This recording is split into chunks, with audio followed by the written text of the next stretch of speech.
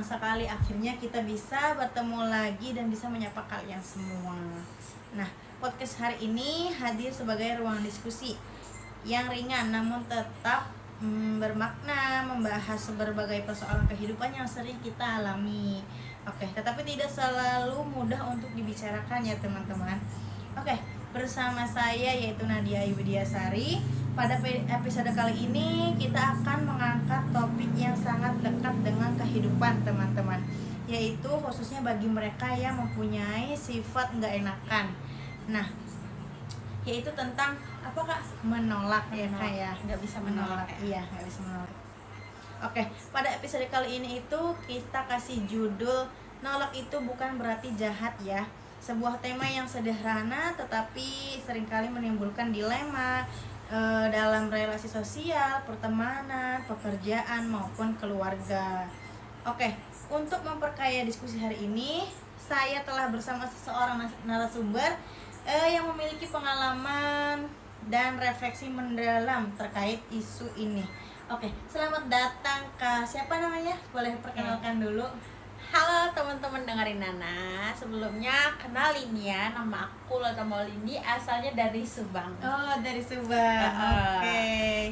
Selamat datang ya Kak. Iya. Saya itu sebenarnya adalah seseorang yang cukup lama ya Kak berada di posisi sebagai pribadi yang sulit buat menolak tuh permintaan orang lain. Dan sampai sekarang juga masih terus belajar sih Kak untuk bersikap lebih tegas lagi tanpa merasa bersalah gitu. Oke, terima kasih ya Kak sudah bersedia untuk hadir di dengerin Nanat ini di podcast kali ini. Semoga obrolan kita ke depan nanti bisa menjadi ruang refleksi bagi para pendengar setia dengerin Nanat semua. Oke Kak, kita mulai dari hal yang mendasar dulu aja kali ya. Nah, menurut Kakak, apa sih yang dimaksud dengan sikap nggak enakan itu dalam kehidupan sehari-hari Kak? Oke, mungkin nggak enakan itu biasanya muncul ketika seseorang itu lebih mengutamakan perasaan orang lain ya daripada perasaan dirinya sendiri ya Kak ya. Terus juga ada rasa takut untuk mengecewakan, takut dianggap nggak peduli atau bahkan lebih memilih mengalah gitu lebih ya. memilih mengalah terus Iya, gitu, Kak. daripada mengedepankan perasaan diri sendiri gitu ya. Iya. Oke. Nah, apakah sikap ini tuh terlalu berdampak positif atau negatif Kak?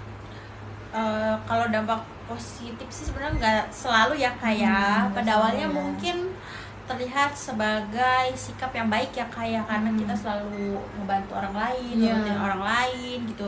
Tetapi jika terus-menerus dilakukan tanpa batas mungkin justru bisa melelahkan diri kita sendiri ya kayak. Iya, karena capek juga gitu kan ya. Capek secara emosional ya Kak. Benar. Berarti ada perbedaan antara sikap baik dan mengorbankan diri sendiri ya Kak ya? Ya betul, bersikap baik itu seharusnya tetap disertai dengan kesadaran akan batas diri ya Kak ya. Oke. Kalau menurut Kaloli nih ya, rasa sering menolak itu sering terjadi begitu saja atau karena situasi lingkungan Kak? Mungkin karena sejak lama ya kayak banyak dari kita itu dibesarkan dengan pemahaman bahwa menolak itu identik dengan sikap tidak sopan atau egois egois. Jadi akhirnya kata tidak itu terasa seperti sesuatu yang salah gitu ya. Jadi kayak menyalahkan diri sendiri kalau misalnya kitanya enggak menuruti orang lain gitu ya. Oke. Nah, apakah masalah nggak enakan itu juga dipengaruhi oleh lingkungan sosial Kak?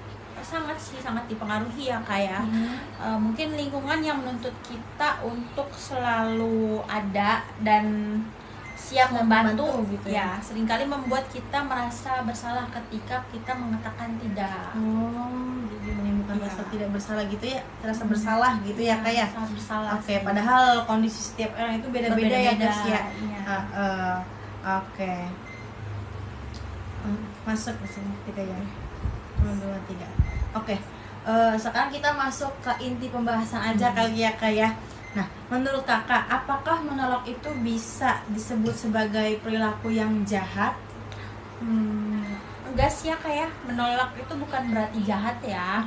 Mungkin menolak itu adalah bentuk apa ya, kejujuran terhadap diri sendiri dan orang lain. Oh, oke.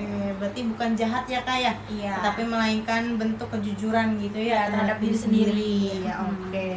Artinya menolak itu justru menjadi bentuk komunikasi yang sehat ya kak ya? Iya, Bisa daripada kita mengatakan iya tetapi kita melakukan terpaksa gitu melakukannya ya? itu secara terpaksa atau karena nggak nggak enakan ikhlas gitu ya. atau penuh beban ya kayak. Jadi lebih baik menolak secara jujur dan halus, itu lebih menghargai kedua belah pihak. Oh ya. iya, benar juga sih kayak. Oke. Namun rasa bersalah juga masih tetap muncul ya kayak, walaupun kitanya ngomongnya udah apa ya, sesopan mungkin ya sama orang lain. Oke. Ya, itu wajar sih Kak, terutama bagi orang yang terbiasa mengalah gitu ya. Tapi rasa bersalah juga perlu dilatih sih Kak, biar apa ya, untuk dikelola. Mungkin ulang nanya Satu. Di mana sih, di mana? namun rasa bersalah. Oh, oke. 1, 2, 3. Tapi rasa buat nggak enakannya itu masih sering muncul nggak sih kak kalau kayak gitu? Walaupun kita menyampaikannya udah dengan sesopan mungkin ya sama orang lain. Ya masih sering muncul sih Kak, tapi itu wajar aja sih ya. Terutama bagi orang yang terbiasa mengalah ya. Tapi rasa bersalah tersebut perlu dilatih sih Kak. Oh, perlu dilatih. Oke.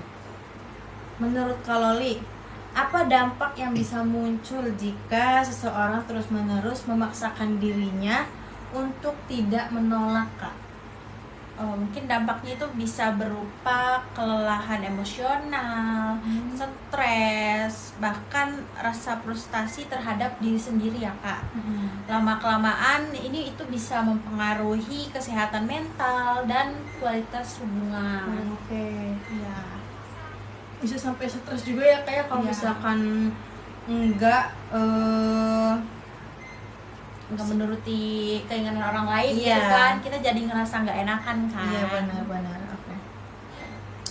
Berarti bisa berdampak pada hubungan sosial juga ya kak ya? Iya bisa. Ketika seseorang itu terlalu sering mengalah, Gitu ada ya? kemungkinan muncul rasa terpendam yang akhirnya merusak hubungan tersebut gitu Kak. Oke. Jadi menolak itu justru bisa mencegah konflik yang besar ya kak ya? Iya Atau benar bagaimana? banget Kak. Bener banget. Iya. Berarti bisa mencegah konflik gitu ya?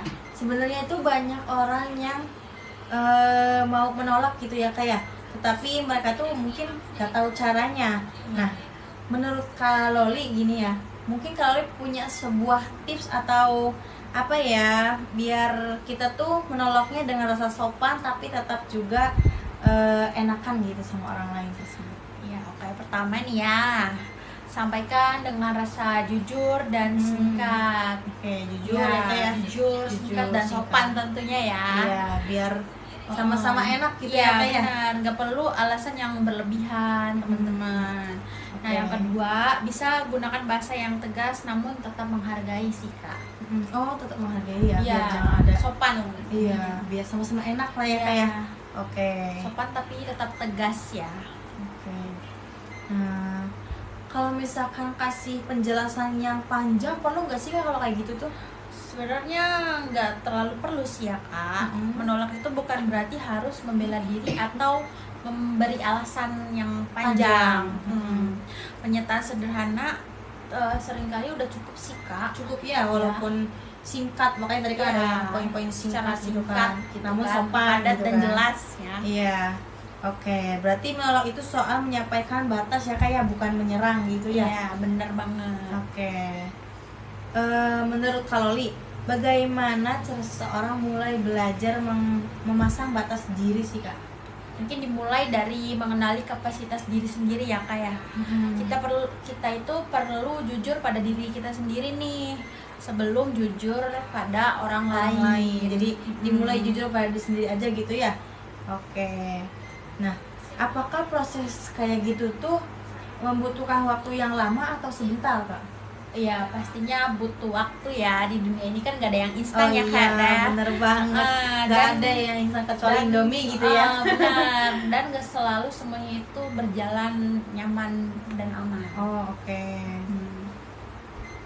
Tetapi walaupun membutuhkan waktu yang lama kayak gitu, kalori masih tetap dilakukan gitu, membutuhkan waktu gitu kan. Iya, tentunya karena batas diri juga adalah bentuk penghargaan terhadap diri kita sendiri ya kayak. Oh, oke. Sebagai penutup diskusi utama, apa sih pesan Kak Loli untuk teman-teman dengerin Nanat itu biar bisa juga mereka tahu gitu caranya menolak secara baik-baik dan juga sopan gitu Kak. Coba bagi Iya. tipsnya Kak, Oke. biar mereka juga tahu. Yap.